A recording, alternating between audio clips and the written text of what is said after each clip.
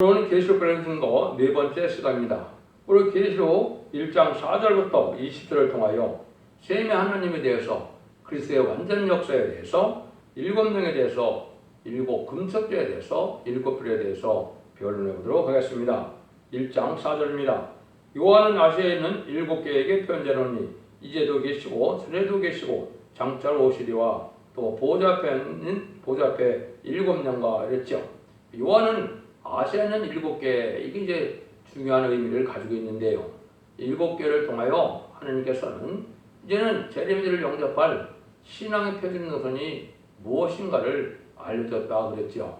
그 다음에는 일곱 개를 통하여 제레미야를 영접할 이제 빌라델피아 같은 첫 대가 나타나는 그 비밀의 역사를 말씀했고요.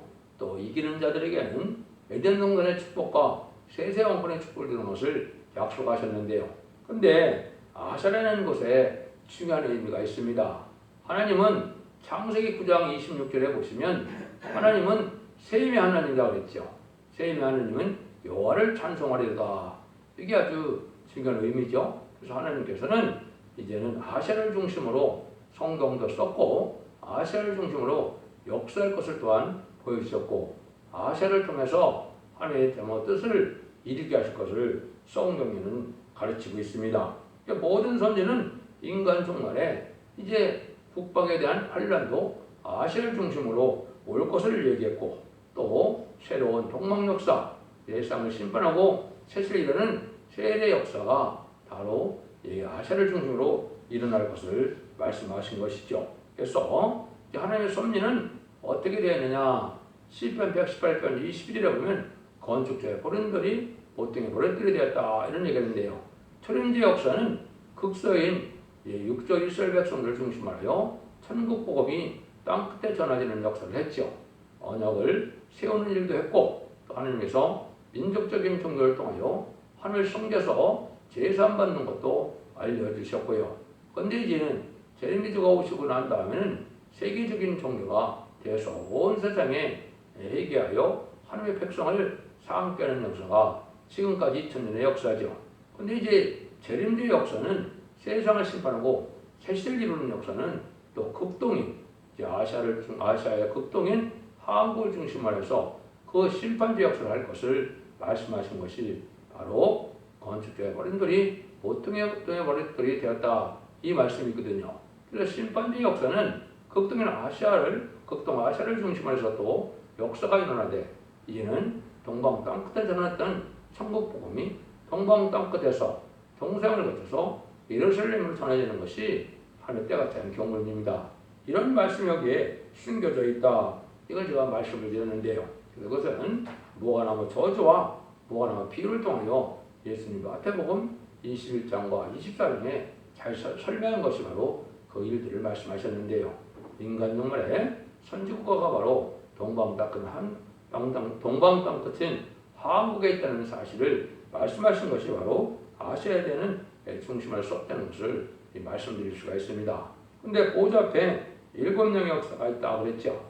이거는 이제 하나님의 영을 뜻했는데 구약에서는 하나님의 신이라는 말로 해서 성령을 뜻했지만은 이제 신약에 넘어오면 사도행전과 로마서 같은 데 보면 예수의 영, 그리스도의 영, 하나님의 영 이렇게 말씀하셨죠.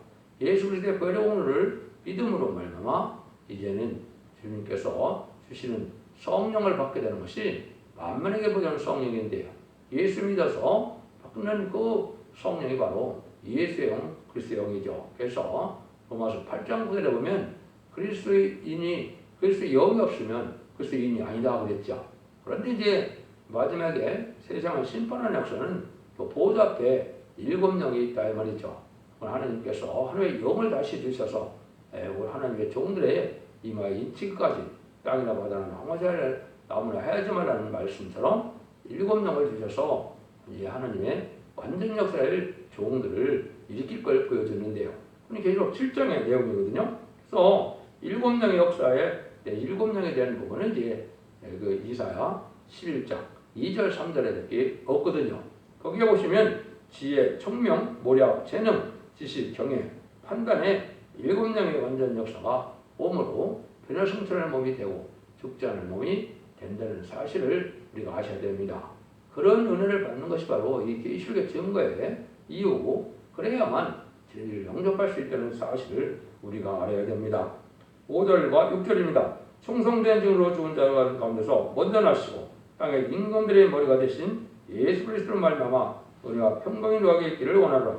우리를 사랑하사 그의 피로 우리 죄에서 해방하시고 그 아버지 하나님을 하여 우리를 나라와 제사장을 삼으신 그의 영광의 생광광과 능력의 셋에 들어있기를 원하노라.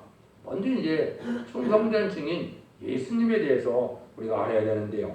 충성된 증인 예수님은 예수님의 완전 역사가 무엇인가를 우리에게 알려주는 것이죠. 첫 번째 충성된 증인에 대해서 이거는 왕권을 받았다.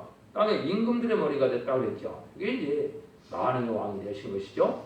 하나님이 원하는 일이고 하나님께서 인간을 구원하기 위한 사랑의 일이 바로 조성인이신 하신 예수님이 하나님의 뜻대로 십자가에 못 박혀 들어가심으로 인간의 죄를 담당케 하는 역사에서 하나님으로부터 심판권과 살릴 능력을 주셔서 만왕의 왕의 세상의 통치권을 주신 것이죠.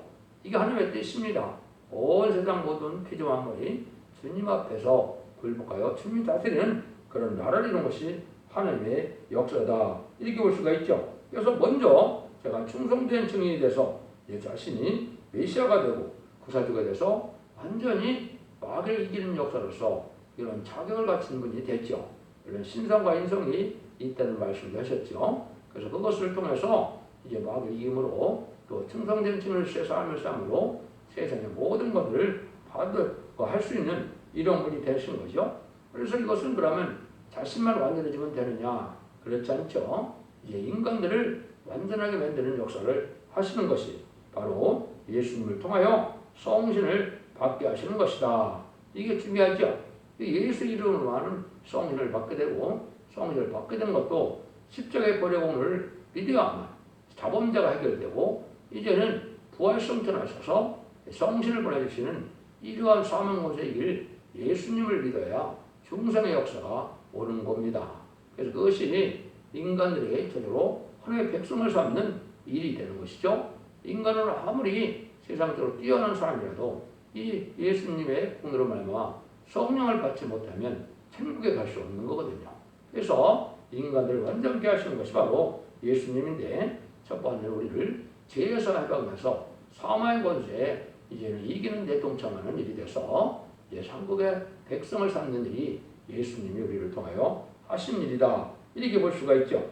그런데 이제 하나님은 거기서 만족하지 않고 인간에게 완전한 복락을 주셔서 세상을 다시 완전한 세상으로 만들어서 완전한 복락을 주는 것이 하나님의 사랑이죠. 그것이 바로 이제 창세기 1장 28절에 보시면 어떻게 했어요? 아담과 하와를 창조하시고 에덴 동산에 창조하셨을 때 이제 뭐라고 축복합니까? 생육하여 번성하고 땅을 충만하라. 모든 것을 다스리라. 땅을 정복하라. 이런 얘기를 했죠. 이게 이제 완전한 평화의 완전한 에덴 동산의 축복에서 이걸 빼앗긴 에덴 동산을 다시 찾아주는 역사가 세상을 완전케 하는 역사입니다. 그 방법에는 하나님이 이제 보수와 보상의 방법을 쓰는데요. 순종하는 자들에게는 왕권의 축복을 다시해서 에덴 동산을 축복했지만은 그 순종치 않는 자, 말씀에 순종치 않는 자는 이제 멸망을 당할 수밖에 없는 일을 하시는 것이죠. 그 일들을 하셔서 이 세상에는 하나님께서 합당한 일로 합당한 자로 말미암아 왕권을 누리게 하셔서 마귀를 창조했다 이렇게 말씀을 드릴 수가 있는데요. 그래서 마지막에는 마귀의 일을 멸하러 온 것이 예수님이 오신 목적이 되는 것이요. 요한일서 3장 8절에 보면 마귀를 멸하러 오셨다. 세상을 완전케 하는 역사는 세상에서 마귀들을 완전히 없애서 거룩한 나라를 이루어서 성전을 이루어서 완전한 복락을 인간에게 주고자 하는 것이 하나님의 역사다 이 말입니다. 이런 일들을 하기 위해서 예수님은 마귀를 멸하러 온다 이렇게 말씀하셨는데 이런 일들을 이제 어떻게 역사를 하느냐? 근데 이것은 하나님의 말씀의 사명자를 통하여 하신다는 겁니다. 이걸 우리가 잘 아셔야 되거든요. 그래서 이제 첫 번째는 뭐라고 했습니까? 우리를 사랑하사 그의 피로 사서 우리 죄에서 우리를 해방하시고 이랬죠. 우리를 해방하는 일이 먼저 있었다. 그것은 불세의 보혈의공으로 계시록 5장 구에 있는 것은 모든 백성과 나라와 백성들을 피로 사서 이렇게 드렸다. 이게 예수님이 대제사장의 삶을 감당한 것이죠. 그런데 또 무슨 일이 있느냐? 우리를 왜요? 나라와 제사장을 삼으셨다 그랬죠. 여기 이제 인간 영혼의 말세 사명을 통하여 세상을 심판하고 세세를 이룰 것을 말씀한 건데요.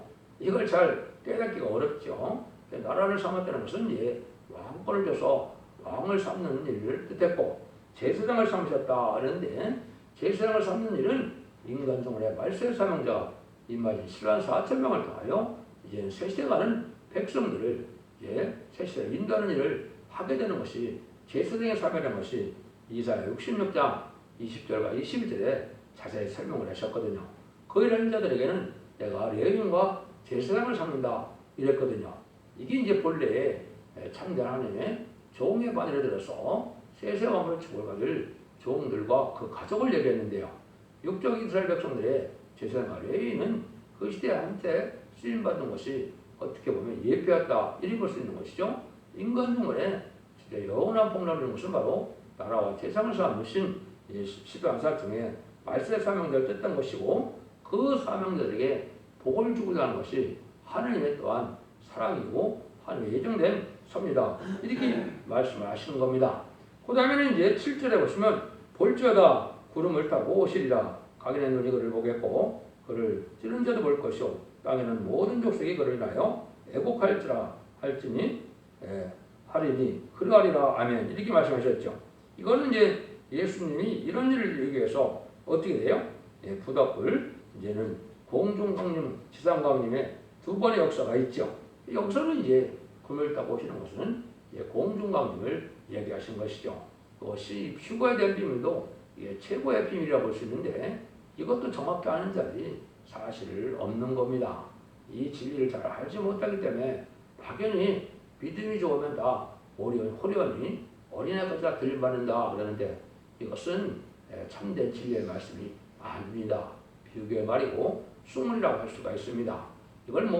이것만 설명드려도 오랜 시간이 필요하니까 다른 부분에서 말씀을 드리는데 간단히 말씀을 드리면 이제는 들림받는 종이 되려면 어떻게 되느냐? 이제는 먼저 예수 그리스도의 은으로 이제는 우리가 중생받아서 하나님의 백성이 되고요. 그 다음에는 피와 말씀 등으로 이기는 자가 되어야 되는데 피와 말씀 등으로 이긴 것은 글쎄 보혈로는 사람의 권세를 이기고 이제는 말씀 등으로는 정말 삼세력을 이겨야 되는 일이 나오거든요.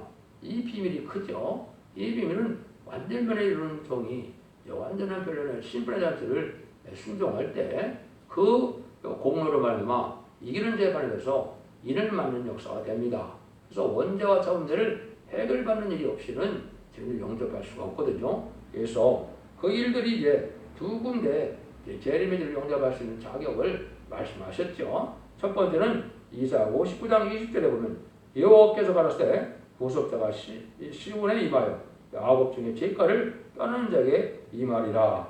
이제 구속자가 시온에 임하는데 야곱의 죄가를 떠난 자 이게 완전히 원죄와 자원죄를 해결받아야만 주님을 만날 수 있다 이 말이거든요. 그걸 다시 이제 히브리서 9장 28절에 보시면 이와 같이 그리스도 많은 사람이 죄를 감당하시려고 단번에 신바되셨고 구원에 이르게 하기 위하여 죄와 상관없이 자기를 자반하는 자들에게 두 번째 나타나시나 두 번째 오시는 사람 예수님은 죄와 상관이 없어야 이제 맞이한다 이 말이거든요. 이것이 참 쉬운 일이 아니거든요. 이런 하나님의 은혜 가운데 들어가기 위해서는 여러 가지 은혜를 받아야 된다 이 말입니다. 그래서 아직 예수 믿어서 영혼 구원받는 것이 아니고 예수를 믿고 이기는 자의 판에 들어가서 이는 원죄 전문을 해거든서 죄를 용접할 수 있는 신앙 준비를 해야 되는 것을 말씀한 것이죠. 그래서 이것을 성경은 항상 이기려고 하더라. 또 만민을 부르는 성령의 역사가 있고 하나님의 영의 역사를 하나님의 종들에게 임하여 인치는 역사가 있다는 것을 이 기독교의 역사가 두 번의 역사가 있다는 걸 분명히 말씀하셨는데 이거는 초림제 역사와 재림제 역사는 확연히 틀리다 이 말입니다. 그런데 2000년 동안 초림제 역사만 배워오니까 재림제 역사는 아주 생소하거든요. 이걸 알지 못했기 때문에 이 일을 할 수 있는 말세의 사명자가 나타나는 것이 완전변의 이루는 쪽이 나타나서 모든 예언서 계시록을 햇빛같이 나타남으로 이런 은혜를 받게 하는 것이 이 말세의 사명자다 그걸 지금 여러분이 듣고 계신 건데 이걸 자세히 설명할 때가 또 있을 것입니다. 그래서 11장 11에서 들림받는 일이 있을 때, 또 11장 1절에서 지지방 갈대로 청령받는 일이 있을 때, 이런 것들이 이제 그런 휴거되는 그런 비밀을 알 수가 있고, 또 계시록 7장에서는 이제 입맞는 비밀을 할 때 이 말씀을 자세히 전할 기회가 있을 것입니다. 그래서 쉽게는 원죄자분들이 해결받아야만 죄인들을 용납할 수 있다. 근데 여기 찌른 자들도 본다 그랬죠. 이것은 이제 예수의 믿는 자를 핍박하고 또 예수 믿는 자를 순교를 당하게 하는 이런 어리석은 자들이 세상에 많이 있죠. 예수님이 이제 오실 날이 오면 모든 만민이 그날 통곡하는 때가 오는데, 신앙 준비가 되지 않고 원죄가 자원을 해결받지 않으면 예수님을 영접할 수 없다는 사실을 여러분이 아셔야 됩니다. 그래서 지금은 계시록을 반드시 아셔야 바로 예수님을 영접할 신앙 준비가 되고 신부단장이 된다는 사실을 여러분이 명심하시고 이 말씀을 잘 살펴서 순종함으로 예언의 말씀을 읽고 듣고 지키는 자들이 보기 때는 원자자분들을 걸어서 적지 않고 세시다가고 적지 않고 변화 성장하는 그런 보록을 누리게 되는 것이 바로 하나님의 사랑의 역사다. 이렇게 볼 수 있죠. 그는 하나님은 어떤 하나님이냐? 8절입니다. 주 하나님이 가라사대 나는 알파 오메가라. 이제 있고 전에도 있었고 장차 올 자요 전능한 자라 하시더라. 하나님은 이렇게 알파 오메가의 역사라 하시는 분이다. 이 말이죠. 이것을 이제 가장 잘 설명한 것이 전도서 3장 15절이거든요. 거기 보면 이제 있는 것이 옛적에 있었고 장래에 있을 것을 옛적에 있었나니 하나님이 이미 지난 것을 다시 찾으시니라 하니라. 전도서 3장 15절 내용인데요. 이거는 과거에 이스라엘 백성들의 역사를 통하여 인간 중의 일을 보여준 것이고, 어떻게 구원의 역사가 하나님의 역사가 구약때 이루어진 것을 마지막 때 이제는 어떻게 또 다시 구원의 역사가 이루어진 것을 보여준 것이 바로 성경의 역사인데, 처음부터 끝까지 하나님의 예제장관에 책임지고 역사하시는 분이고, 처음의 역사는 모형적인 역사고 다음의 역사는 예언적인 역사라 끝을 맺는 역사가 있다. 이런 뜻의 이제 여기에 내포가 되어 있는 것입니다. 하나님은 또 하시다 실패하시고 그만두는 것이 아니고 하나님 처음부터 끝까지 책임지고 다 역사하신다는 말씀이 있는 것이죠. 여기 바로 하나님께서 알파 오메가 신이라는 걸 여기 말씀하셨다. 근데 이러한 일을 할 때 하나님이 가장 이제 귀히 쓰임받은 종 중에 하나가 사도 요한인데요. 사도 요한에 대해서 여기 말씀을 하죠. 12사도 중에서도 사도 요한은 가장 나이가 어렸지만은 가장 고난을 많이 받고 가장 늦게까지 이제는 하나님의 사역을 해요. 쓰임받은 것인데, 그게 바로 계시록을 쓰는 내용이죠. 그것이 그 사명을 이제 여기 설명을 한 겁니다. 그게 9절에서 10절이죠.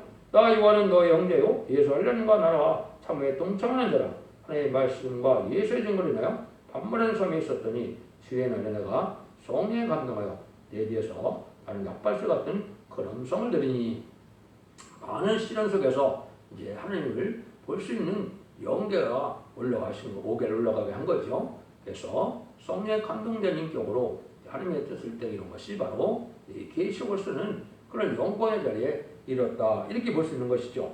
그래서 하나님이 가장 사랑한 자는 여기 어려운 환란을 통과하기 때문에 참음에 동참, 환란과 나라에 참음에 동참했다 그랬죠. 많은 어려움과 시련과 고난이 있었다. 이게 참정을 쓰는 하나님의 방법이기도 합니다. 그래서 이게 모든 것이 그냥 주 안에서 형통되는 것은 세상에 잘 아름다움 없이 잘 되는 것을 뜻한 것이 아니거든요. 하나님께 쓰임받을 만한 인격이 되려면 많은 시련과 고난이 있어야 될 것을 말씀하셨죠. 여기는 이제 여러 종류의 시험도 있고 인격이 완성되어야 되는 그런 부분들이 마귀를 통해 시험이 오는 것을 얘기를 했다. 이렇게 볼 수 있는 것이죠. 그래서 말세 사명자는 참음에 동참할 수 있는 인내력, 심지가 견고한 이걸 하나님께 요구하는 인격이다. 이렇게 볼 수 있거든요. 그래서 디모데후서 2장 11절에 보면 너희가 참으면 또한 함께 왕노를 것이오 그랬거든요. 참아야 왕노를 한다. 참아야만 입맞은 자가 돼서 그런 성찰을 좋게 된다. 참을 일이 많다는 거죠. 이건 마귀가 가만히 있지 않고 마귀는 입맞은 14사쯤을 못 나가는 사명을 가지고 있기 때문에 이 14사쯤을 하면 자기가 이제 부정에 갇혀야 되는 사실을 알으니까 마귀는 아주 극도로 2만 14,000명을 실했거든요. 그러니까 많은 어려움을 겪게 된 것이 마귀 역사다. 그런데 이제 사도 요한처럼 자기 사명을 목숨을 걸고 끝까지 승리당하는 순간까지 이렇게 하는 것이 말세상의 예표다. 이렇게 볼 수 있거든요. 그런데 그런 모든 것들 다 성령에 감동돼서 성령의 사람이 돼야 하나님의 일을 할 수 있다는 사실을 또 알려준 것이고, 그것이 또 반발하는 소명 같다. 아주 이롭고 고독한 길이죠. 이것이 이제 말세 사명자가 또는 가는 길이고 선거적인 쪽에 가는 길이다. 이렇게 볼 수 있는 것이죠. 그리고 또 한 가지는 이제 주의 날에 이제 이런 계시를 보여주는 사실이 중요하다. 이게 왜 그러느냐? 여러분들이 잘못하는 것 같아서 육적인 백성들의 안식일을 중요하게 하는데, 이것은 율법을 지키는 이스라엘 백성들이 해당하는 법이고, 이제 신약에 와서 예수 그리스도를 믿고 이제 우리가 중생받은 참된 기독교에게는 이게 주의 날이 중요하다. 주의 날이라는 게 뭡니까? 주님 사명 건설일이고 부활하신 날을 뜻하거든요. 그것이 영적 이스라엘이 우리에게 의미가 있는 날이고, 그날을 우리가 하면 섬기는 날이다. 그래서 여기서도 주의 날에 계시를 보여준 우리에게 맞는데, 그건 안식일과 이제 주일은 분명히 틀린다.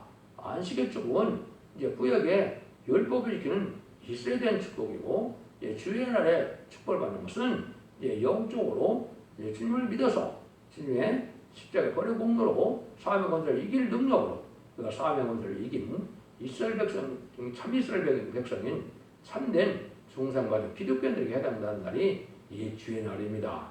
이걸 알지 못하고 안식을 지키는 것이 우리 옳은 걸로 생각하는데, 이것은 참으로 잘못된 겁니다. 그래서 이것은 우리가 주의 날에 계시를 보여주는 사실이 중요하죠. 이것이 이제 옛날에 보면 이제 부활절과 유월절이 중요한 의미를 갖고 있는데, 유월절에는 이제 이스라엘 백성들이 양의 피로 구원받는 날이 됐죠. 이 부활절은 바로 예수님이 부활 성천함으로 사명하셔서 우리가 구원받는 일이 된 것이거든요. 그게 엄청나게 중요한 일은, 예수님이 부활 성천하지 못하셨다면 우리를 구원할 수 있는 능력이 없는 것이죠. 사명 건설을 이기지 못하는데 어떻게 인간을 구원합니까?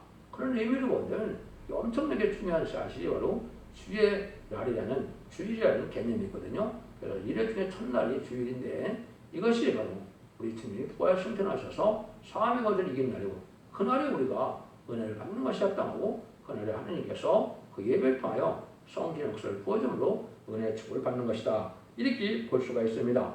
11절입니다. 가로되 너는 보는 것을 수에게 써서 예배소, 서문화, 보가무, 두아레아, 사대, 필라델피아, 라오디게아 7개의 교회에 보내라 하시기로.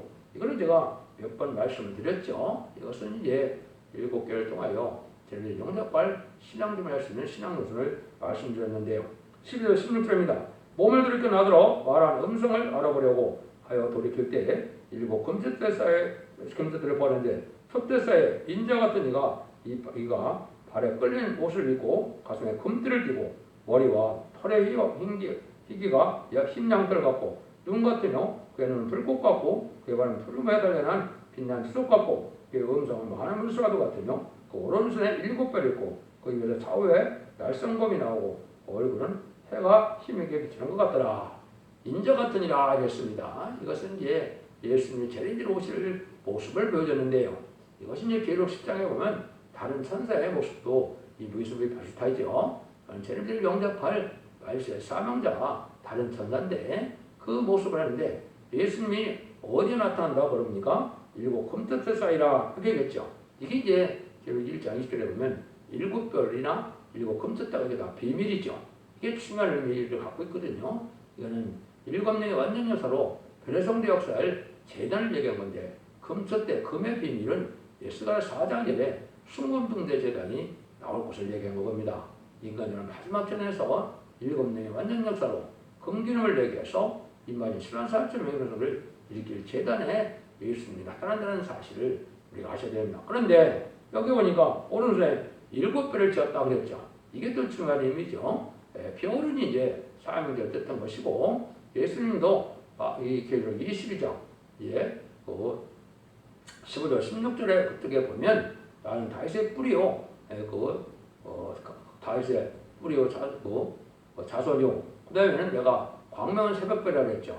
예수님이 신성하게 일어나가신 예수님이 만행의 왕이라는 사실을 말씀하셨죠. 그래서 예수님이 가장 빛나는 새벽별이고 우리는 별인데, 이것은 이제 인간이 13사천명에 대해서 끝까지 하나님께 충성과 질을 다함으로 삶을 건너서 이제 다니엘 12장 3절에 보면 궁창의 빛과 또 궁창의 별같이 영원히 빛난다 그랬죠.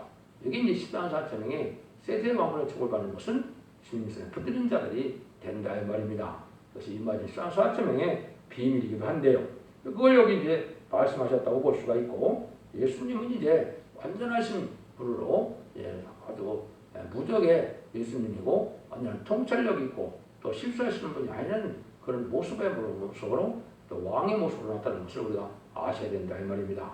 이것은 원죄와 자문제를 해결하는 자만 이제는 예수님을 영접할 수 있다는 사실을 말씀하셨는데, 그 17절에 보면 내가 볼 때 그 바로 알박대로 증오한 자같이 되매 그랬죠. 이게 바로 이제 예수님의 재림들을 영접하려면 원죄 자문제 하려고 했다면 예수님을 영접할 수 없다는 사실을 알려준 것이죠. 여기 이제 비슷한 게 뭡니까? 마태복음 11장에 보면 변해 선생이 올려서 예수님 모세와 엘리야가 나타나고 예수님이 나타나니까 야고보와 베드로와 요한이 죽은 자같이 엎드려졌죠. 이것도 역시 초림에 들어오신 예수님은 품에도 안기고 예수님과 동고 침식도 같이 하고 이렇게 하지만은 재림이라고 오시는 모습은 그런 몸으로는 영접할 수 없다는 겁니다.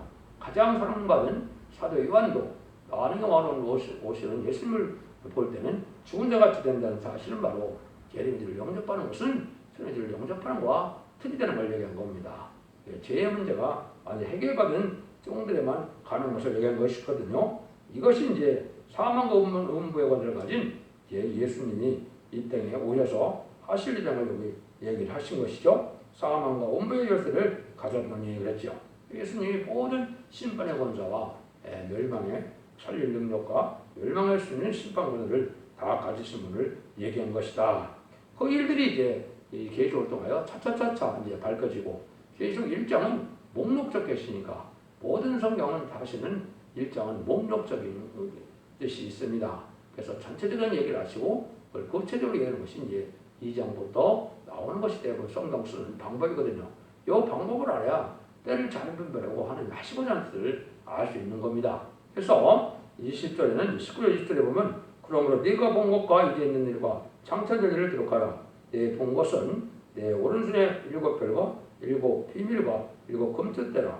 7 영은 7 별은 7 교회의 사자요 7 교회는 7 촛대니라. 그래서 금텟대 비밀은 제가 사장의 새로운 재단으로서 7 명의 원정서로 재림을 영접할 재단을 됐고, 이 7 교회는 이제는 완전한 교회를 뜻했는데 7 촛대라고 했죠. 이 촛대 교회를 뜻한 것은 흑암을 뚫고 나가는 교회고 재림을 영접할 수 있는 교회고 신랑이 오실 밤에 필요한 교회의 역사를 뜻한 것입니다. 이런 비밀들이 이제 2장 3장에서 계속 나타나게 되는데, 여러분들이 이 시대는 계시록의 말씀을 반드시 알고 지켜야만 재림들을 영접할 수 있고 세대 축복을 받을 수 있다는 사실을 아시고 이 진리의 말씀을 잘 순종해서 이제는 자손만 내 축복을 누리고 복된 세세의 축복을 누리는 복된 종들과 성도님들이 다 되시기를 예수님으로 간절히 축원드립니다. 아멘.